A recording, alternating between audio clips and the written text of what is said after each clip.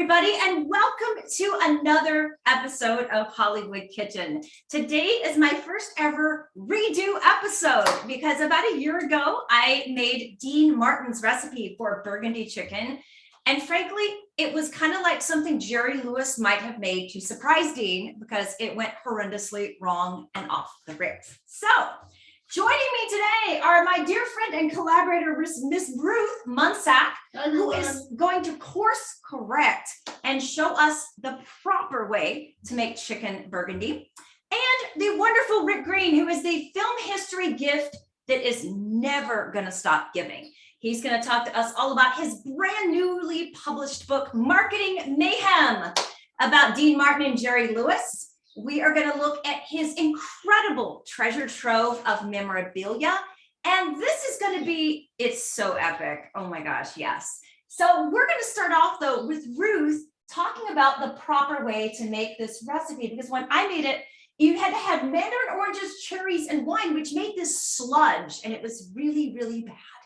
So where did I go wrong, and how are you going to set me right here? Okay, so first of all, in all my research, I love recipes. In all my research, I didn't see anything with oranges. I saw chicken burgundy with grapes. I saw some with cherries. I saw some with dates. That one had some dates in it, more Middle Eastern.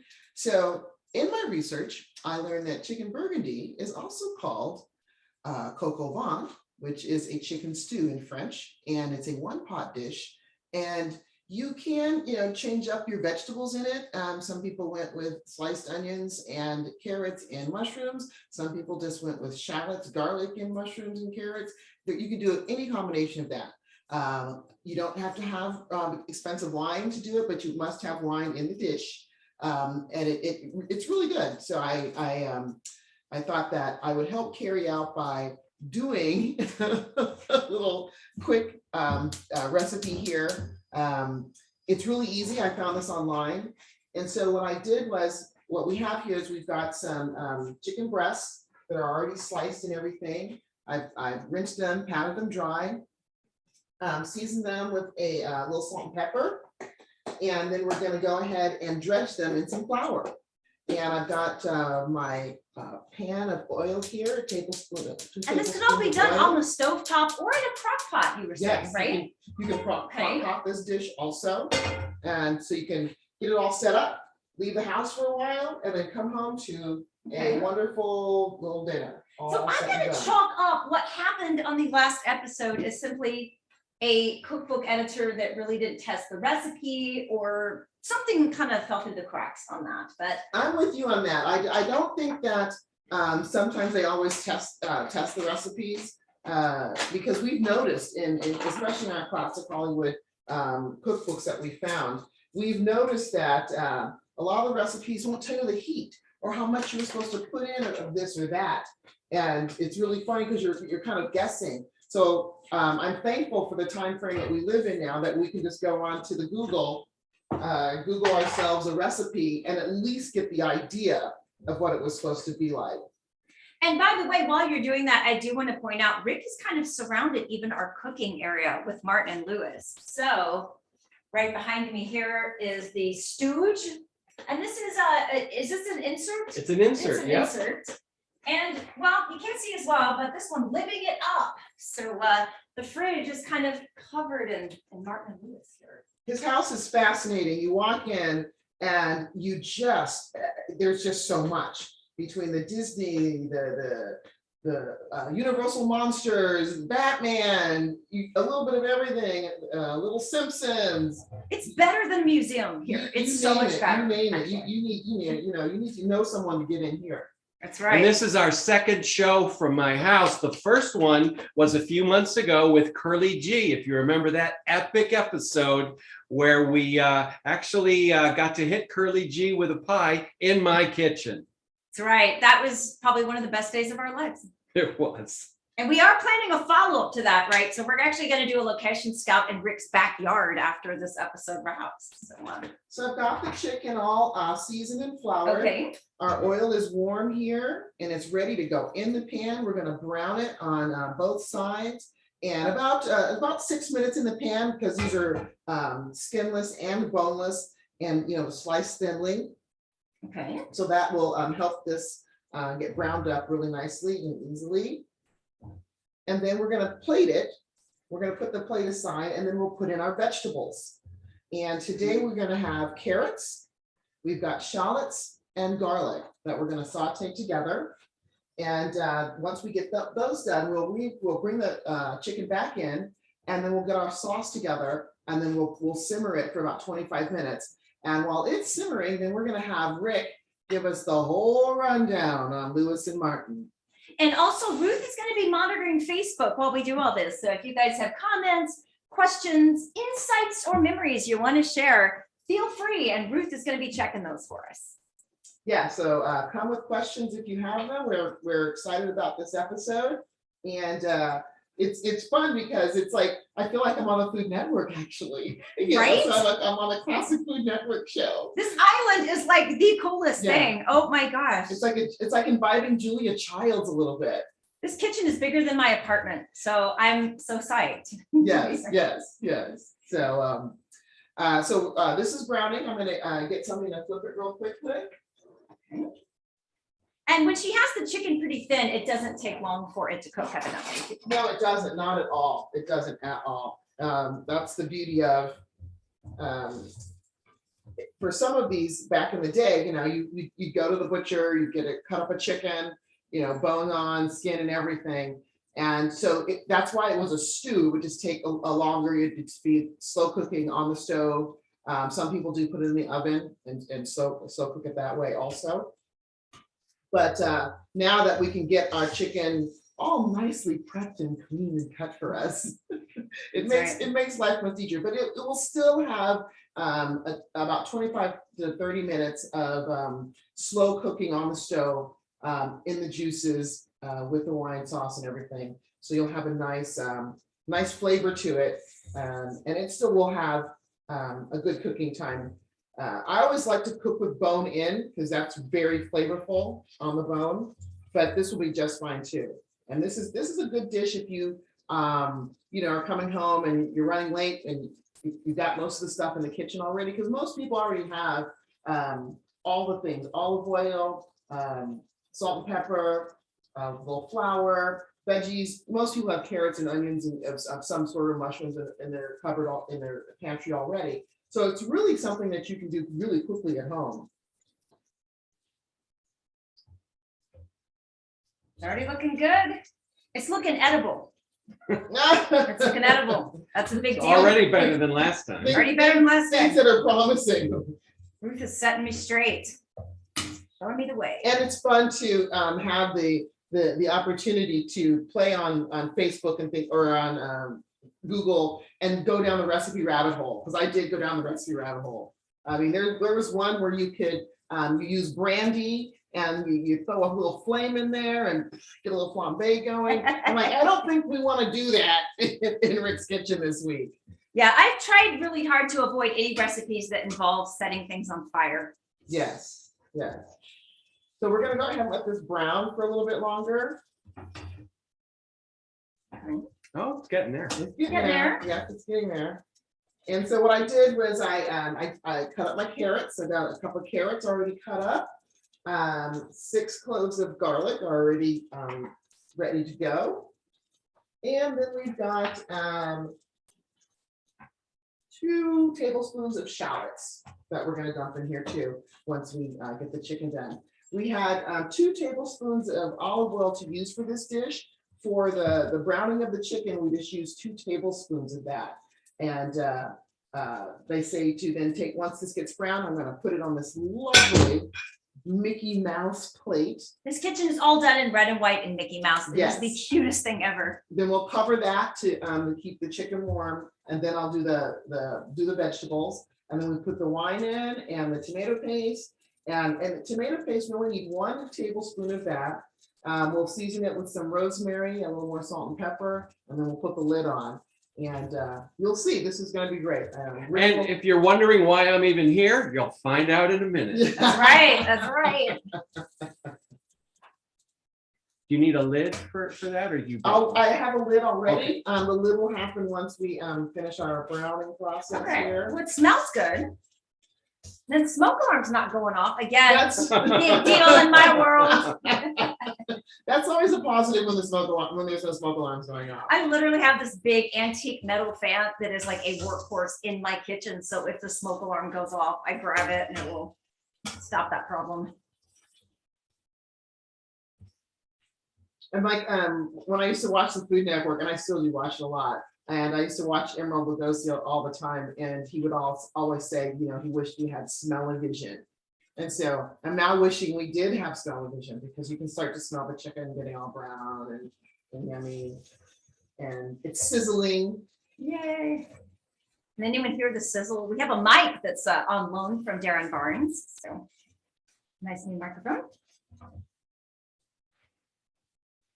So Carrie, tell me how you got into Dean Martin Lewis. What was your gateway? My gateway. Well, I first saw artists and models back in film school, and I was definitely kind of more of a Dean gal than a Jerry. Sorry, but I like the grooming. I like the elegance of Dean. I always was kind of fascinated by him and his singing.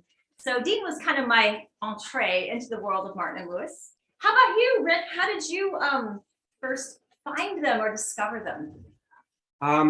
Boy, I was born 2 years after Martin and Lewis broke up, so never saw them live, never saw any of their films first run, but grew up in the 60s, the telethon years. In my house, every Labor Day, that telethon was on constantly. And as the hours went by and the total rose, it got very suspenseful. We would always donate.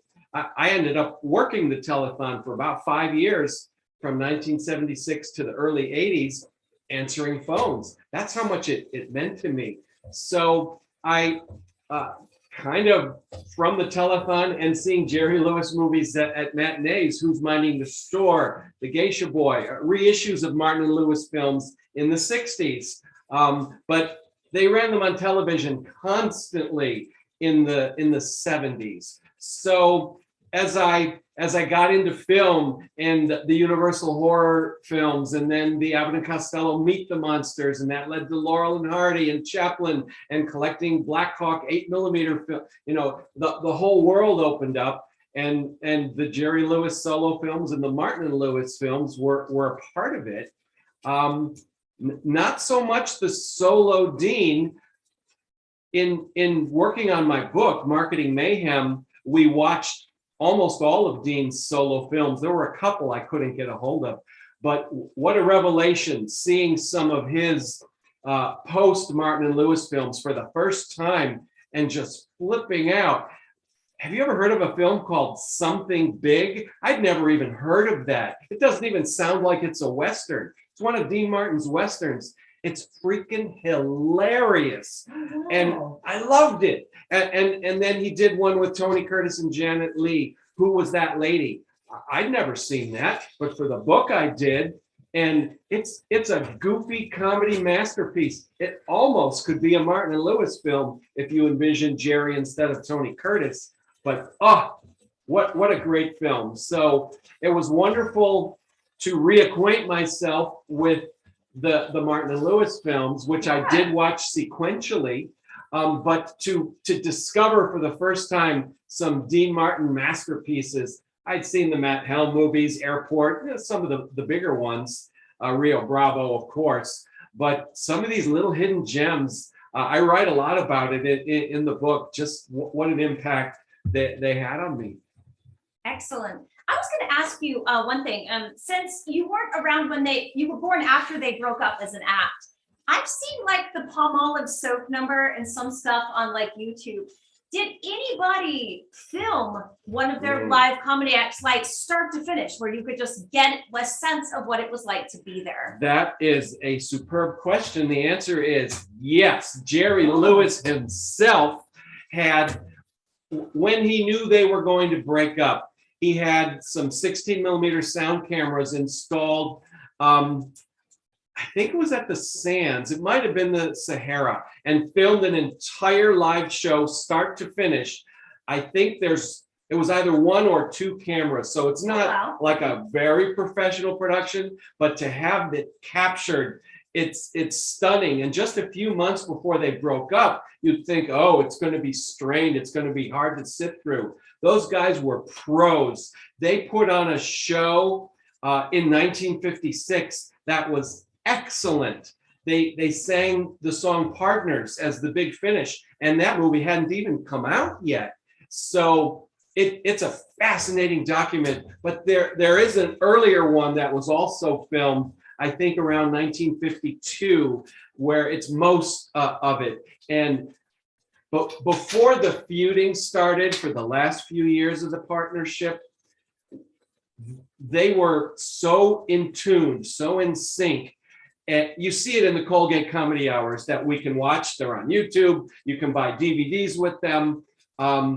Watching the live Colgate shows, especially from the earlier years, is as close as we can get to a Martin and Lewis live experience. And I love the movies. Don't get me wrong. They made 16 films for Paramount, but that's sanitized. That's big bucks. There's no screwing around. The Colgate, filled with screwing around. Unplugged.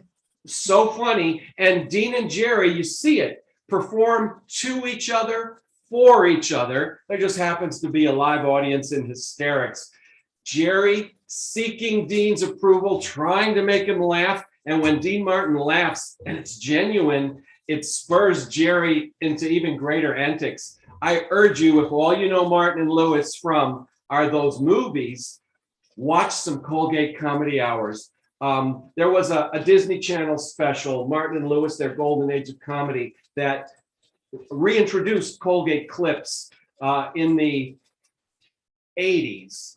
And so many of us have seen the special, the two or I think it's a 4-part special, maybe it's 5, but most of them incorporate Colgate clips, and it's magic.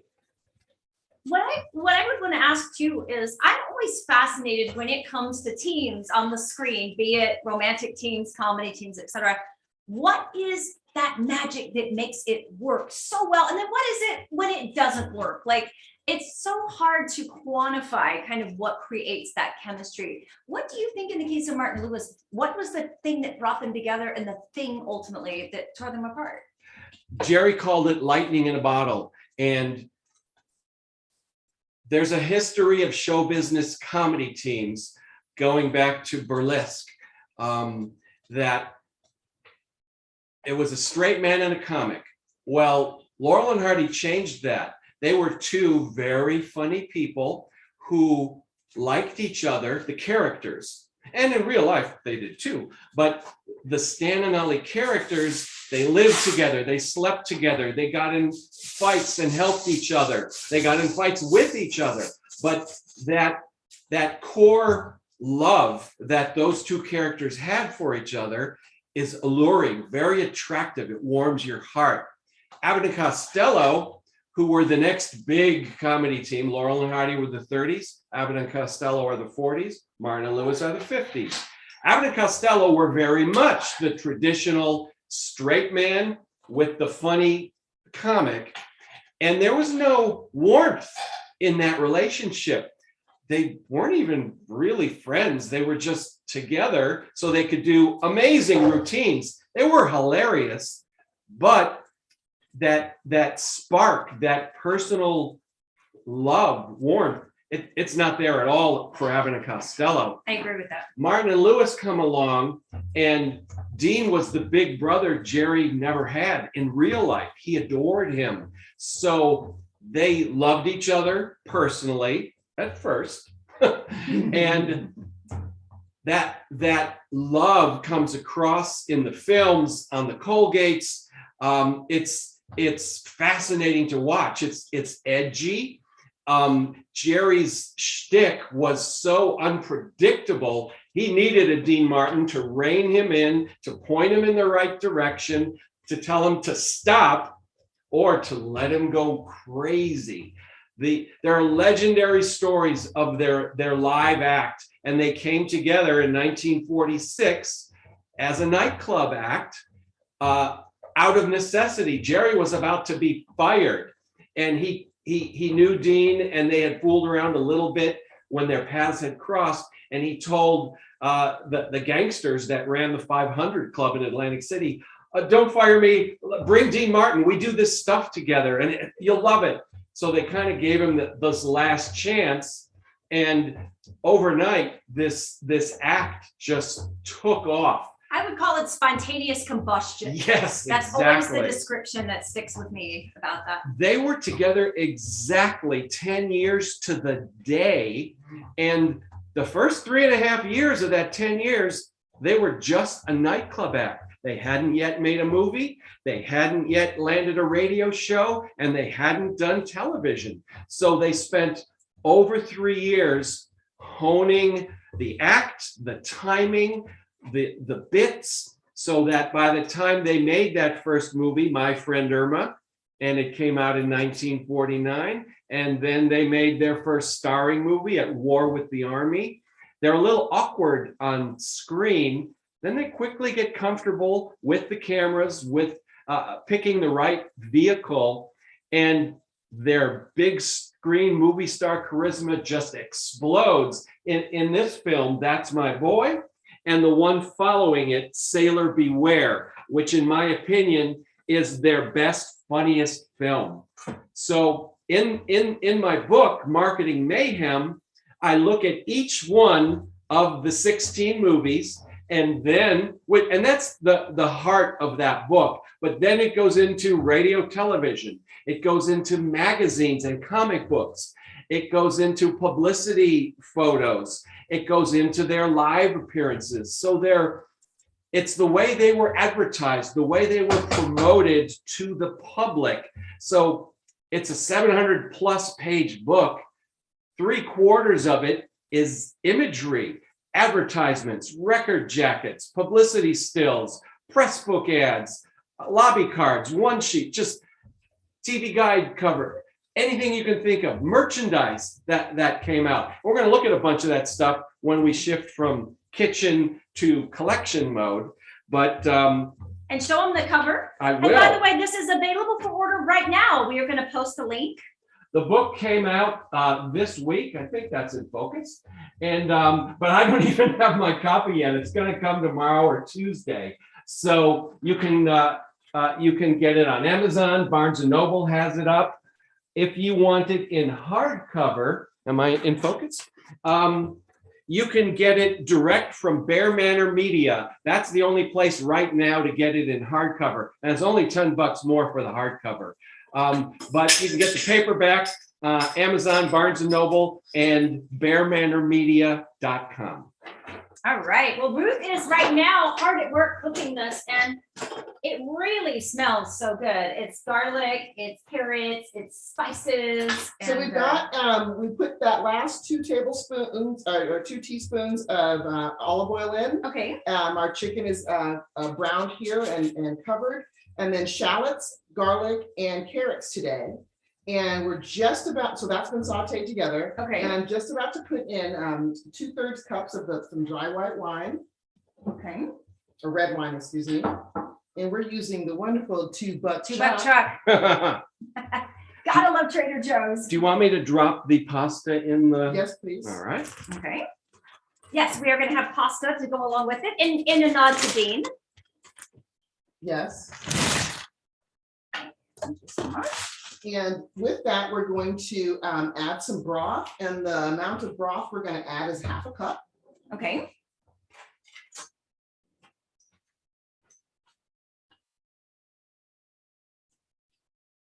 You know what, the red wine is kind of giving off a fruity smell, sort of like the mandarin oranges and cherries, only not quite the same, Yes. but yes. Yes. So we are going to get the fruity texture in this. And then we're going to add a tablespoon of tomato paste.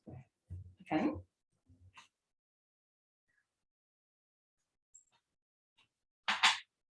Looking good. It's gonna be And really good. how long does this need to simmer? It simmers for about 25 to 30 minutes. So you'll let us know when we can move over to the collection side of things. Well, you guys are going to move over to the collection side in about 2 minutes, because I'm just going to stir this up together. And it's Okay. gonna come to us, I'm gonna get it all incorporated, and I'm gonna bring it to a little boil, and then I'm gonna incorporate the chicken back in and put the lid on, and that's where it will sit for the next half hour or so. Oh, great.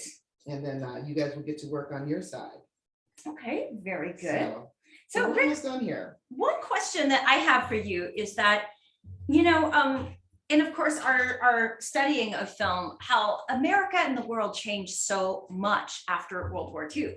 And it gave rise to a lot more of the film noir. There was a lot of different kind of art being consumed and being sold to people, and also that people wanted to see at that time.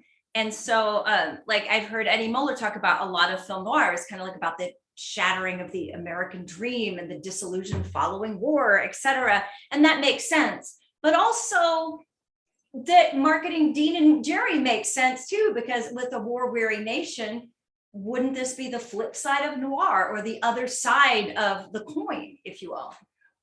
Very much so, and a very insightful way to think about it. We had just come out of the most horrific war mankind had ever known. And we went from that into the 1950s, 2 cars in the driveway, a television set in the living room, a telephone in every home. Those were innovations. So America, the world needed a release, needed to laugh. And the zany screwball antics of Martin and Lewis were that release valve, if you will. It's fascinating to see where they came from. The Laurel and Hardy, Abbott Costello, Hope and Crosby were huge influence on them. I think even more than Abbott and Costello. Hope and Crosby, a crooner and a comic, Yeah. both savvy showbiz types like Martin and Lewis were, quick to quip.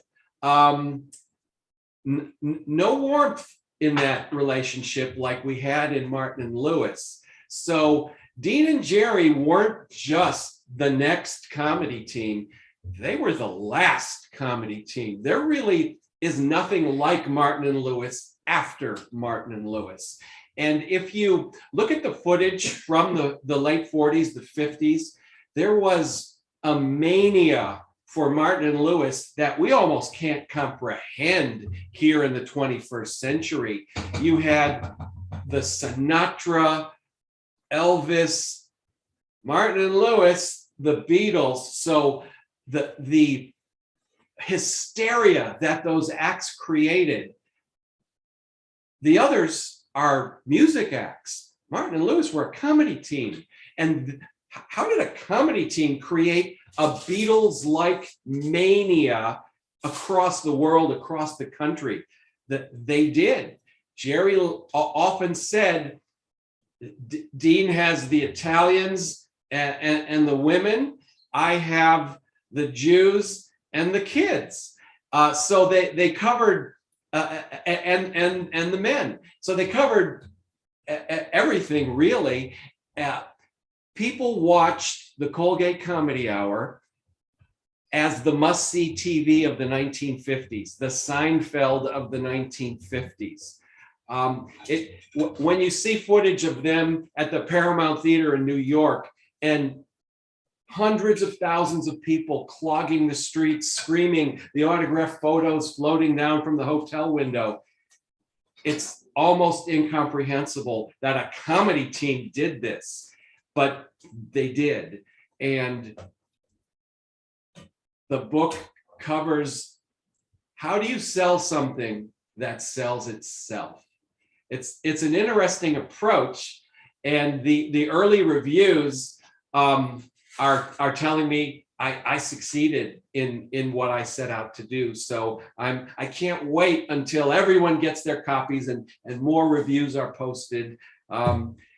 It's 720 some pages.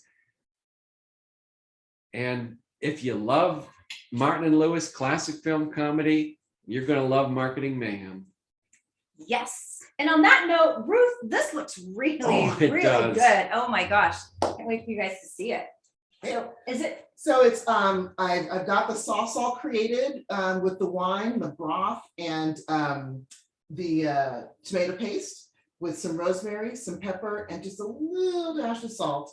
And I brought it to a boil, and then I incorporated the chicken back in, and I've turned it down low, and I'm putting a timer on for about half an hour, and we will be cooking with gas. great, excellent. So take it away, guys. All right, we're gonna move right over here.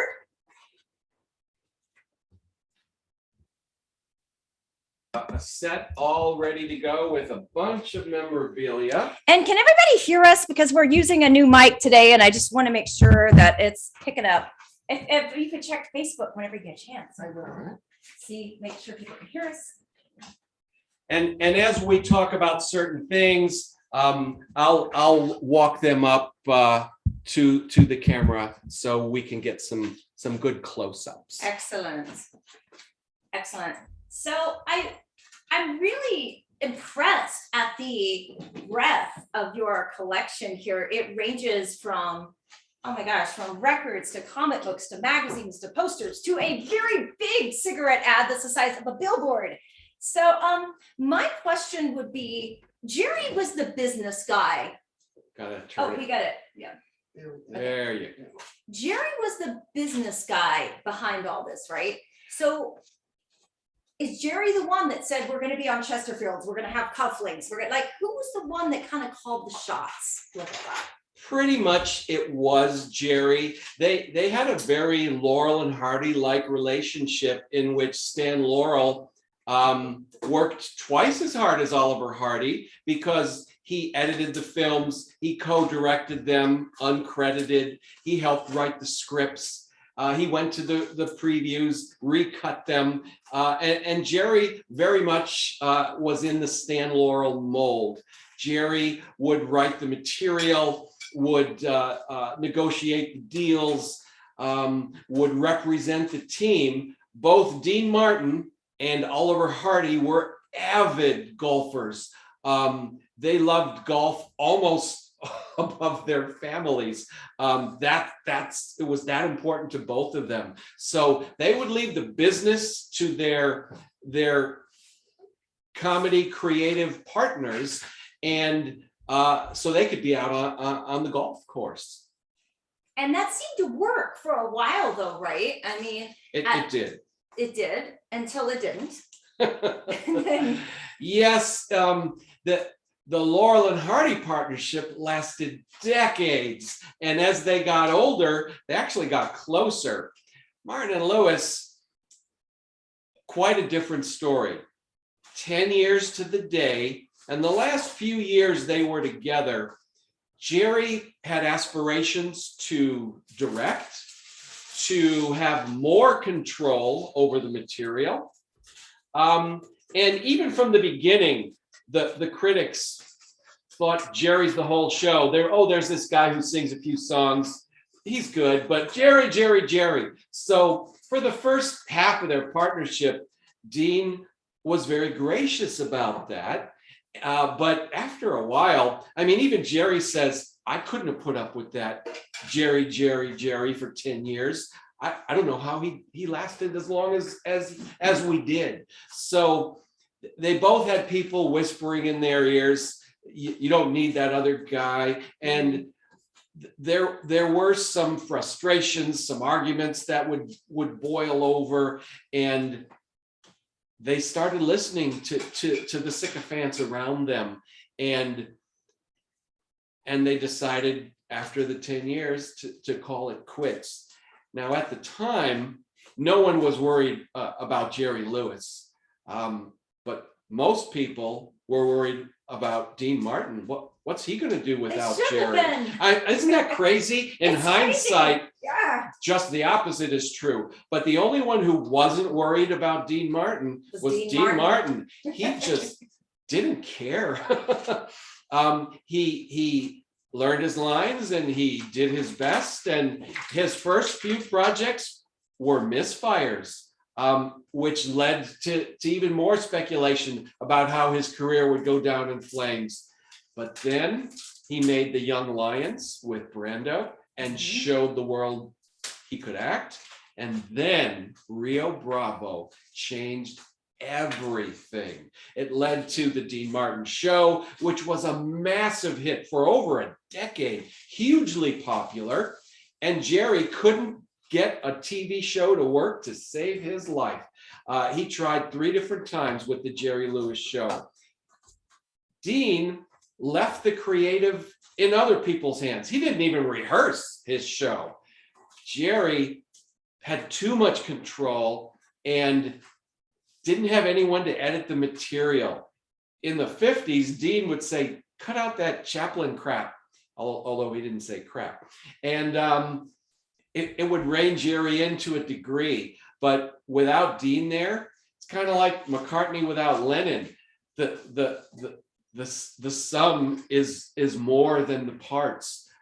These guys needed each other to do their best work. Although Dean Martin and Rio Bravo and Airport and several other films, so good. Jerry Lewis, The Nutty Professor, The Bellboy, they're classics. So it's not that they didn't do amazing work as solo artists, but that 10 years when they had a Beatles level of popularity would never be recaptured as solo artists. It's interesting though, here in the 21st century, people look back and Dean Martin is the one that is revered, the king of cool. His albums continue to be reissued and streamed. And Jerry Lewis is the polarizing figure. There are a lot of people that hate Jerry Lewis. If you hate Jerry Lewis, don't buy my book. But if you love the Martin and Lewis team, if you love classic comedy, you'll love Marketing Mayhem. And if you will indulge me, I would love to. Before we get into some of the cool stuff, I had hoped to have a copy of the book to hold up and gush about, but it's on its way. But I have a few pages just to give an example of the kind of imagery that you will see in Marketing Mayhem. So here's just a gorgeous, I hope these are in focus. Yeah, it looks pretty good. There's these are all full page images from Marketing Mayhem. There's a shot from The Stooge. Just look at the synergy between the two performers that you can see just in a still. Here's a full page ad from their last film, Hollywood or Bust. Each film has about 15 or 20 pages of press book ads, publicity stills, lobby cards, one sheets, the way the films were marketed. Here's an ad that Michael Haid got to me that he couldn't use in his book on Martin and Lewis on the film or the television and radio shows. This is a live appearance that they did at a Texas state fair. They were in thousands of magazine articles. So here's just a splash page from one magazine article. Just a fantastic team portrait. This one, I guess it's a little dark, huh? So there's a great full page team portrait. Sailor Beware, my favorite hilarious Martin and Lewis film, full page ad from the Sailor Beware press book. I guess that's a little better. In the famous telethon reunion, 20 years after they broke up in September of 1976. So there's a full page photograph of the two partners together again in front of the world. Here's another Michael Haid ad that he sent to me to use. This is an amazing newspaper ad for Colgate Comedy Hour. See you Sunday. That's all they had to say. And everyone would show up. They made 40 issues of the Adventures of Dean Martin and Jerry Lewis comic book for DC, the publishers of Superman and Batman Justice League.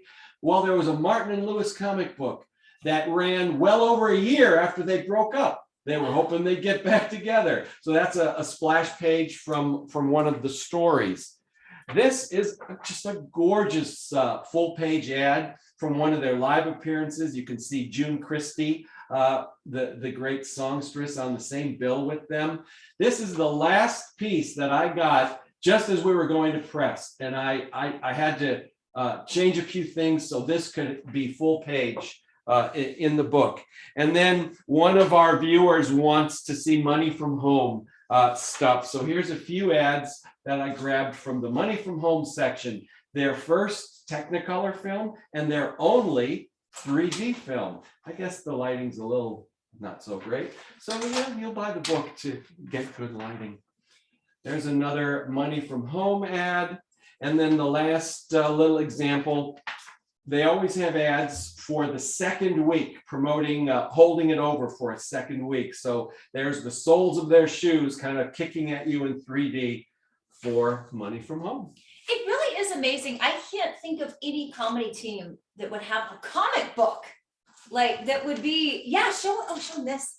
Well, this is issue number 7 of The Adventures of Dean Martin and Jerry Lewis. I guess it's a little dark, huh? Out of 40 issues, I was shocked to learn that they had that many issues. But get this, when the team broke up, they continued as The Adventures of Jerry Lewis, starting with issue 41, and it ran until the 70s, the early 1970s. So this comic book went from 1952 to about 1972. That's an extraordinary long run for a non-superhero title. Wow, that is amazing. So I have a quick question here from Danny Miller. Yes. Rick, Danny's curious what your thought is on Jerry. What engendered that kind of hatred among people with him? Boy, it's a great question, and it's tough to answer. Jerry can come across as very full of himself, very self-impressed, and that turns people off.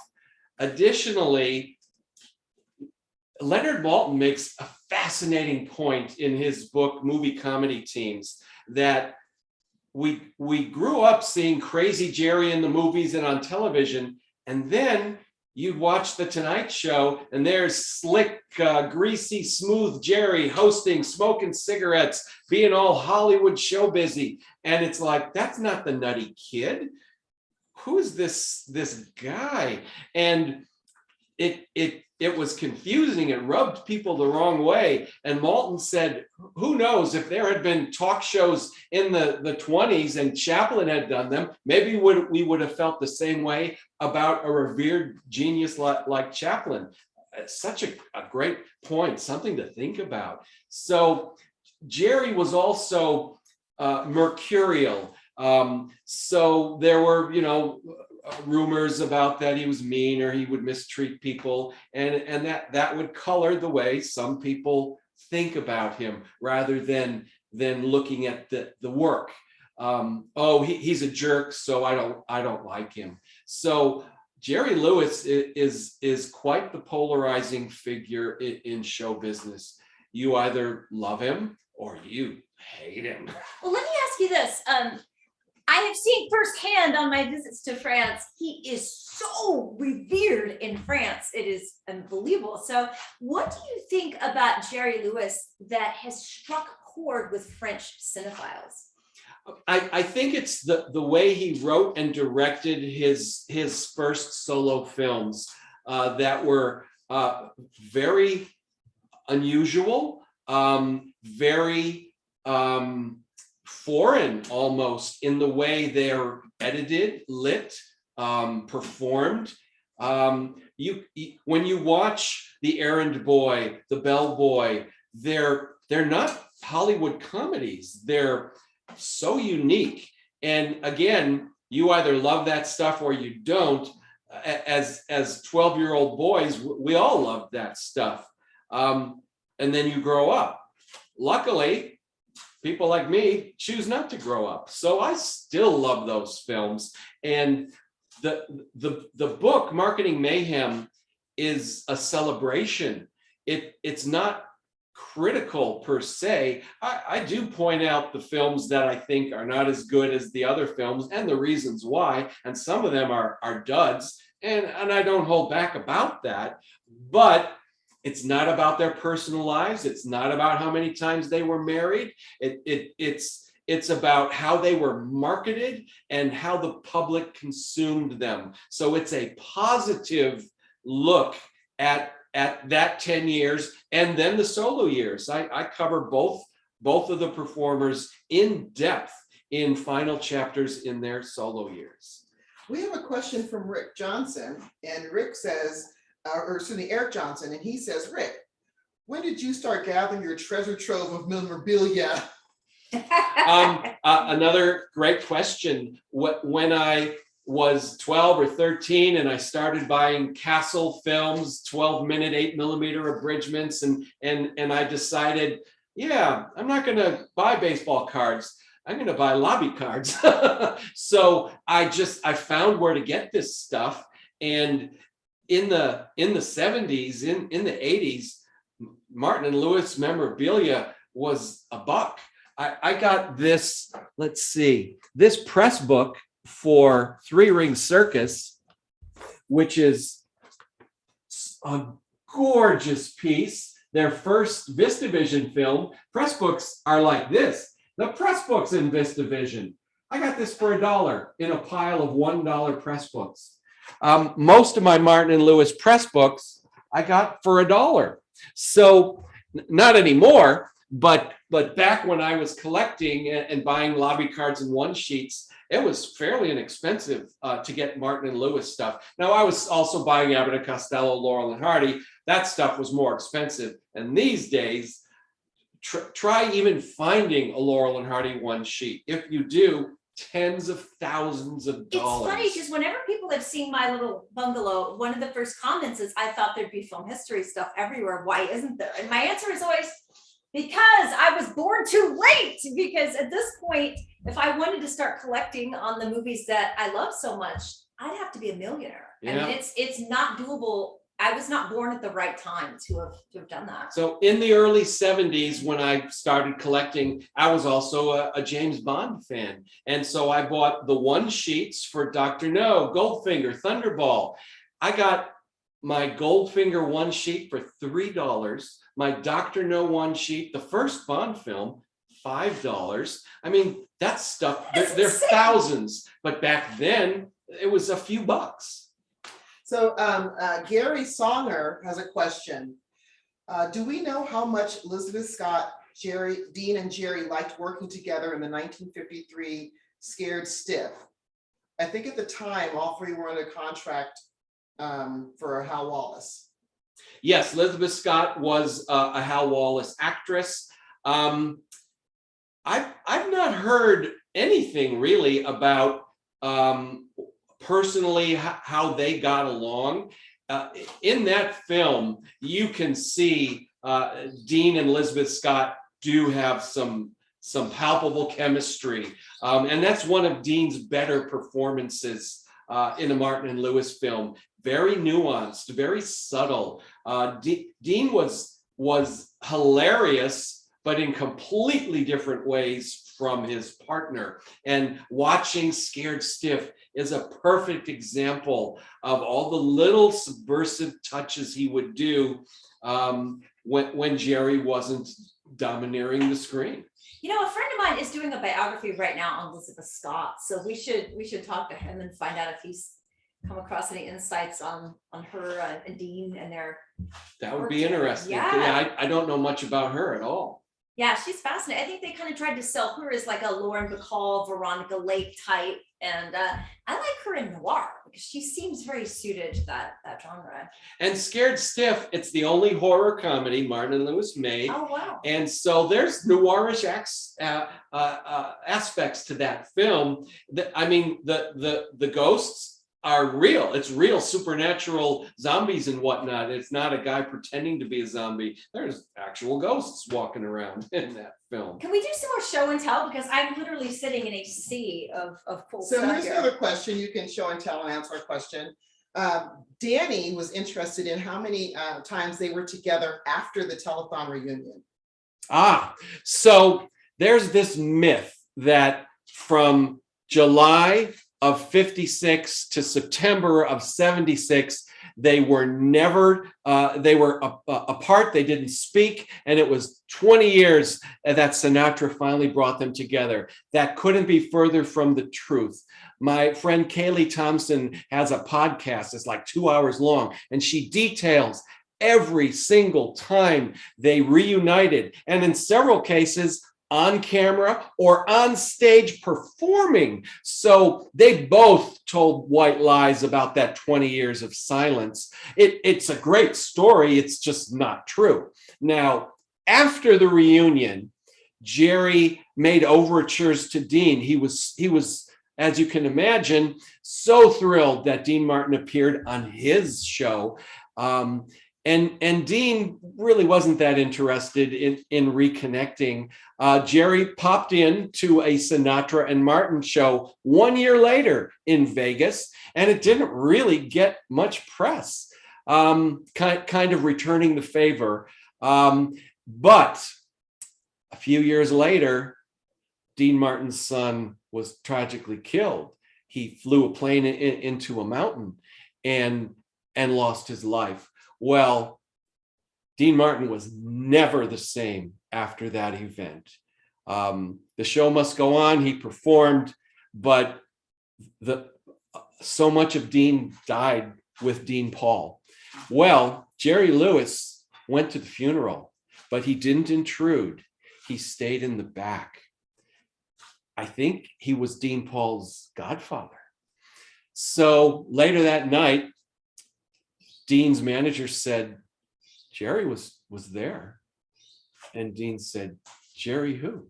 Jerry Lewis, he was there. Dean said, well, why didn't he come over? He didn't want to intrude. And Dean said, get him on the phone. Well, those were the days when office phones had the blinking lights. The bat phone. Yes.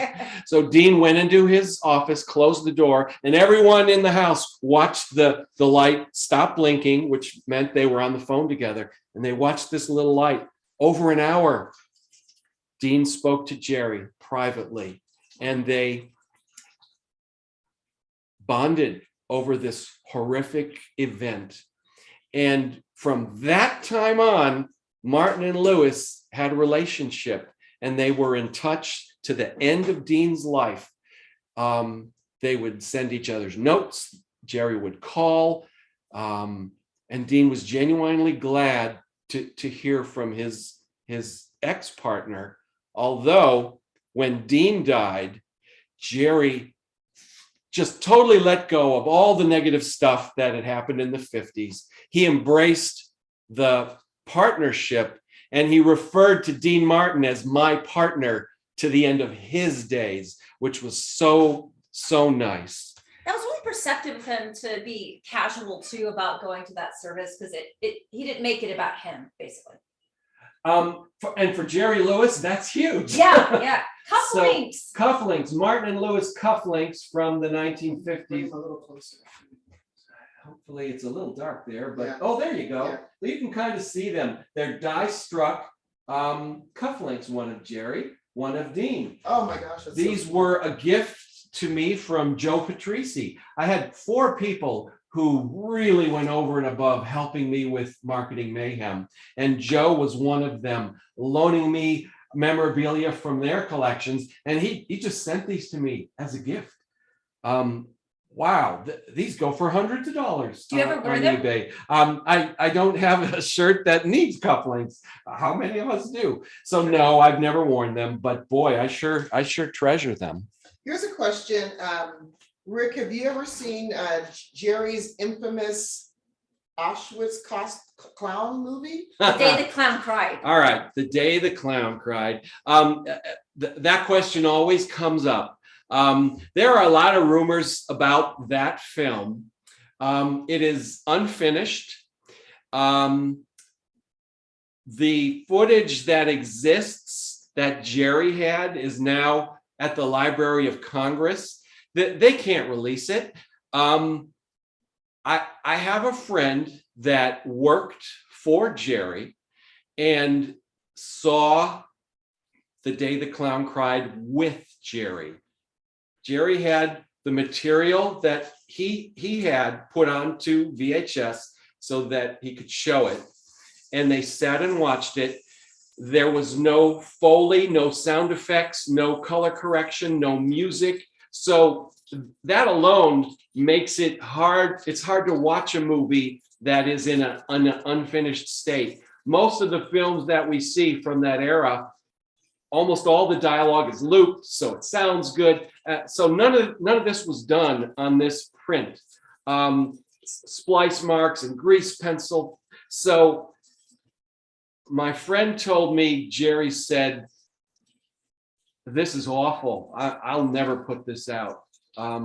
There's a few shots that were never filmed, and then a few shots that were filmed, but they're in a vault somewhere in Europe. So it's missing maybe 5 or 10 minutes of footage, but it was cut together. And my friend said it was very hard to sit through. So no, I've never seen it. There are people that claim it doesn't exist in any form, and anyone that says it does is lying. But I believe what my friend told me, that Jerry did have a somewhat coherent version of it. But even Jerry said, I shouldn't have done it. I wanted to ask you about are these salt and pepper shakers? They are. I love those. had been wanting a set of these forever, and I got in an auction. I guess they're in a little bow tie holder that says "Guess Who," and then there's Dean and Jerry. And which one is salt and which one is pepper? Jerry is pepper and Dean is salt. All right. Very cool. We probably should have set up a light over there. Oh, well. no problem. I'm noticing, I'm just having fun looking at all this memorabilia. This looks like the crocodile from Peter Pan with Jerry Lewis and Bozo the Clown. So I have a lot of questions here. A lot of questions. Tell me about this. So when Dean and Jerry played at Slapsy Mexy's nightclub in Hollywood in the late 40s, they were signed by Hal Wallace to do films for Paramount. They were signed by NBC to do a radio show. And then they were signed by Alan Livingston at Capitol Records to make records. They put out one comedy record with the front and back of old vaudeville material that wasn't quite suited for them, but it's kind of funny. But that's it. From there on, their recording careers took different paths. Dean started out doing goofy novelty numbers, but then quickly started doing romantic ballads and Italian type songs and movie songs. Jerry did novelty records, silly, crazy comedy records, but he also did 4 records specifically for children that were part of the Bozo line. I just love that Bozo approved. That's the last of the 4. And this is just songs from Peter Pan, which was a new Disney film at that time. The first 3 were little stories, The Noisy Eater and The Puppy Dog Dream, cute little stories and songs that were literally children's records. All right, that's awesome. I just love this. It's making me laugh. What are some other pieces of memorabilia that you were really proud of in your collection? I noticed just the colors are absolutely gorgeous in these pieces. They were on the cover of 1000 Jokes magazine, which this This magazine also ran for decades and decades and went into the 1970s with Laugh-In on the cover, and solo Dean and Jerry as well. So this is one of the ones from the early 50s with Dean and Jerry on the cover. They were also on TV Guide twice. This is the first of their 2 TV Guide appearances. But they were, whenever they were on the Colgate, they would be on the cover of regional TV forecast or TV Guide type publications, dozens and dozens and dozens and dozens of them. There's a thick section in the book, it's just called magazines, and it's covers and covers and covers that Martin and Lewis were on, with some splash pages, a few of the inside material as well. And then there are things like this ad from Variety, which, oh, there we go. They're congratulating Variety on their anniversary and then promoting that they'll be at the Sands the following week. So this stuff hasn't been seen in 60, 65, 70 years. Wow. This is the 75th anniversary of the teaming of Martin and Lewis, and it's the 65th anniversary, of course, of the breakup of Martin and Lewis. So this material, it hasn't been seen literally since then. No one's published the ads from the press books. Here's Partners as an example. I have pages and pages of press book ads for each film, and they're fascinating to see, because it's not the same ad over and over and over. There are different layouts, different images, and they're just so much fun. I call it eye candy for Martin and Lewis. Is this a tattoo of Dean Martin and Jerry? It's a decal. So wow. People would put these on their notebooks or on their lunchbox. So there's a couple of examples of Martin and Lewis decals. And then kind of finishing up the Capitol records, they did release several film-related recordings. They did Living It Up and they did Partners as EP records. So these are records that are the size of a 45, but with 5 or 6 tracks from the movies. And so they recorded together for those, and the song Partners was a fantastic single. Every Street's a Boulevard from Living It Up. Their greatest musical number on film. Those are wonderful records, but they only made that one comedy record at the very beginning of the Capitol contract. Can we show some of the posters up close to the camera? Because these posters are really beautiful, incredible shapes. So here's a half sheet. Here you go, Vanna, for That's My Boy. And you know what we should do as long as we're standing up? As long as we're standing up, let's do we got a big reveal for you. So this is a piece from 1952. It's gigantic. I need help to show it to you. And it is when Sailor Beware came out, their radio show sponsor was Chesterfield Cigarettes. So this was a display that would be in the drugstores, on the back wall of the drugstore. So take a look at this, at the amazing color. And this is not an endorsement of smoking, by the way. No, it's not. Oh, this thing's heavy. Okay, we'll make sure it's, we'll turn it a little. Yeah, there we go. So sound off for Chesterfield. There's Martin and Lewis in their Sailor Beware whites. And this gigantic piece would be on the back wall of the drugstore for probably 6 months or so, hoping people would buy that brand. Trying to get the light out. Yeah, that should be a good image for you guys. And this is on the back cover of my book in full color, right across the back.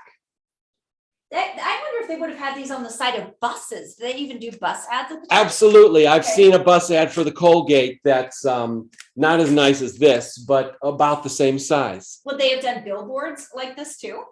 Yes, absolutely. The films had billboards called 24 sheets, which I wish I had one of those. They're very rare because they were so gigantic. But I have a bunch of 6 sheets on Martin and Lewis, but no 24 sheets.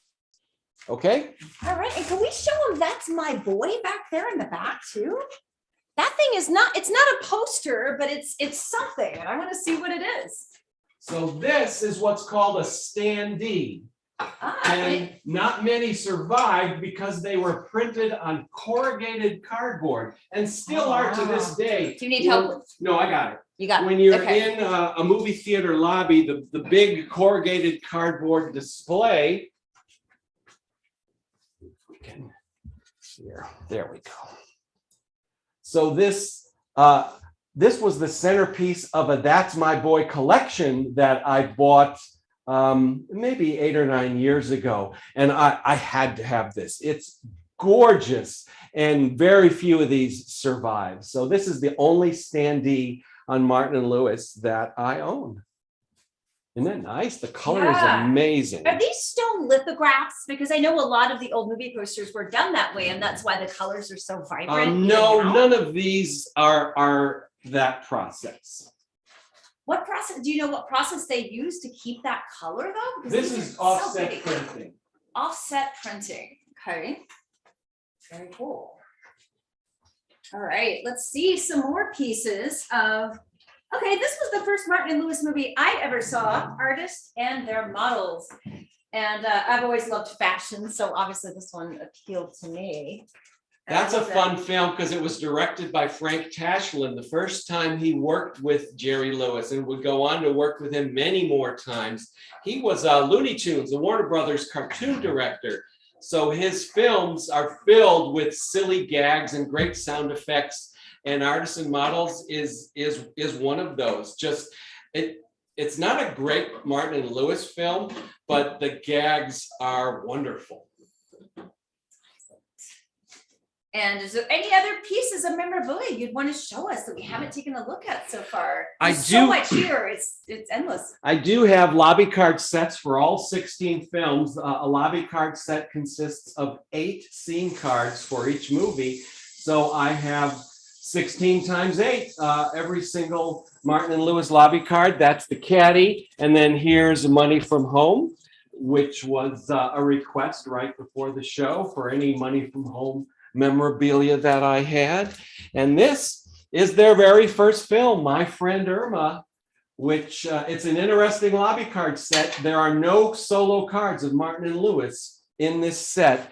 That's Hal Wallace trying to figure out, how do I use this comedy team? Will they play on the big screen? And they stole the picture, but they're still very, very awkward in My Friend Irma, very unsure of themselves. I've got some questions. First off, is that Al Hirschfeld drawing of? This is not Al Hirschfeld. Okay. This was done by the NBC artist who did all the Colgate comedy caricatures, and they used this for many of their publicity and appearances. And then Jerry went on to use his image as solo for the rest of his career. But great question, because Paramount Publicity did hire Al Hirschfeld to do illustrations for My Friend Irma. So in that press book, there are 3 Hirschfeld drawings that haven't been seen in 75 years or 71 years, that they're all in the book, beautifully reproduced. Hirschfeld worked for MGM in the 1930s, so he was doing poster art for the Laurel and Hardy films, the Charlie Chase films. The Marx Brothers were at MGM. Abbott and Costello made a couple of films at MGM. Hirschfeld did illustrations of all of them. So how fitting that in the late 40s, when he no longer worked for them and was freelance, he was hired to do Martin and Lewis art for that first film. But NBC hired him to do Martin and Lewis for a New Year's ad, which is in the book. And then he did some Jerry Lewis telethon art, and he did some Dean Martin solo film art. So there's a bunch of Hirschfeld in my book, Okay. Both from the early team and the solo years. And another question that I have is how some of this history, how and if it's being taken up by younger generations. Like when you talk to either men or women, that are in their 20s or 30s that are younger, are you finding that they have awareness, that they know who they are, that they have an interest? Like, what kind of reaction are you getting from younger audiences? In general, most kids are oblivious to anything that's more than 5 years old. They certainly have no interest in black and white things, but two of the people that helped me with my book, Kaylee and Jessica, are younger. They're in their 30s. And I asked Kaylee, why do you like Martin and Lewis? How did it happen?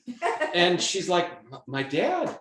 It's generational. Her dad loved it and would sit her down and show her these films, and that love transitioned from generation to generation. I did it with my own son, showing him Three Stooges films. No one in his class knew the Three Stooges, but my son knew that there were 6 different Stooges because I drilled it into his head. My son saw Johnny Quest episodes. No kid has any idea what that is, but my son loved that. Hey, stuff. my 9-year-old nephew knows all about Buster Keaton, so Aunt Carrie sees to that. So it is generational, and 20 years ago, you had to wait for something to be on television, or 30 years ago. Now you can pull up YouTube and see almost anything. That is right. So where can people find your book, Rick? Tell everybody, just for the record, how they can get it as soon as possible. Well, the easiest way to get it is on Amazon. It's $49.95 because it's like a big, thick telephone book kind of a book, 8.5 by 11. It weighs almost 4 pounds, 720 some pages. So if you have Amazon Prime, you can get it on Amazon with no, free shipping. That's a deal. Now, if you want the hardback, you go to bearmanormedia.com, and it's just $10 more for the hardback. So you're spending $50, you might as well spend 60 and get a more durable copy of a book. However, you've got to pay freight because it's only the Amazon Prime that sidesteps that amount. So you can go to barnesandnoble.com. Any online retailer of books should have it now. I've checked Barnes and Noble. They didn't have it yesterday, but it was up this morning. So there's plenty of places to get it. And when I have my stash of them in the coming weeks, I'll be at various Laurel and Hardy meetings here in Southern California. And we're having a Laurel and Hardy convention this summer. I'll have some there. Hopefully I'll be at the Cinecon convention over Labor Day. Now that there's no Jerry Lewis telethon, I joke that Labor Day weekend's just another 3-day weekend, but it's the Cinecon weekend. So there's that. All right. So for those of you who want to follow Rick on social media, it's Rick Greene. Or where can people find you? Yeah, with an E on the end. I have a Facebook group called Greene's Pop Culture Sugar Blast. And I post all kinds of cool stuff from the 20th century, nothing from the 21st century, on Greene's Pop Culture Sugar Blast. So send me an ask to join that group, and I'll approve it. That's the easiest way to see what my latest collectibles are. Here's one from the group page. Classic Cat. She says, haha, my mom actually showed me Cinderfella and these comedies. My dad didn't like Jerry. I had the wrong parent. Or Martin and Lewis until I got him to being a fan. Then I showed my dad his movies and he became a fan. Thanks for setting that record straight. Kaylee's collection of photographs, magazine articles was so helpful to me, filled it in holes. I was not a collector of magazines, really.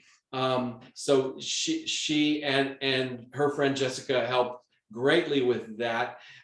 Then my friend Gary Cohen helped me with proofreading and giving advice on the manuscript. So those guys and Joe Patrici, those are my 4 angels of marketing mayhem. Any other cool questions coming in? No questions. Lots of people are have a love for the day of the clown, the day the clown cried. They're interested in that.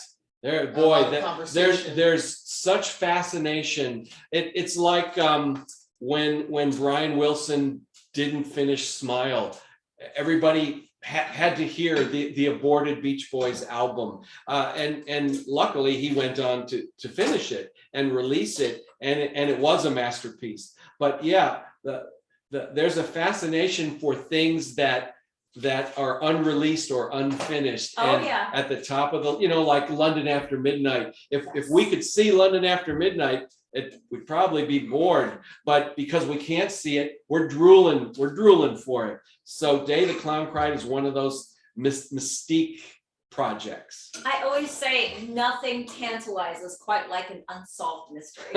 Yes. And that is true. So Bruce, how's the food going? I'm just about to plate it for you and bring it right on over. Yay, excellent. Well, we are so excited to see it done right. Thank you, by the way, to Ruth Mundsack for being a friend, a collaborator, and an excellent cook, and setting me straight on how to make chicken burgundy. This whole show is a great example of teamwork, and that's what we're talking about. Teamwork of Martin and Lewis. So very nice. It smells good from here, I can tell you that. So should we clear off the space here? Yeah, we should. I don't want sauce on my collectibles. No, that would be bad. Oh, these are pretty cool. I got these fairly recently, little notepads with gorgeous full color covers, a 5x7 and an 8x10. These sold for a dime in the drugstore. Wow. Wow, that's amazing. Okay. And here we go. Ta-da! Oh my gosh. Chicken burgundy. A la Dean Martin. Ta-da! Can I show this to the camera? Yes. Look at that. It looks good and it smells good too. So, Ruth, does anyone have any more questions that they're asking us? Yeah, I'm going back on.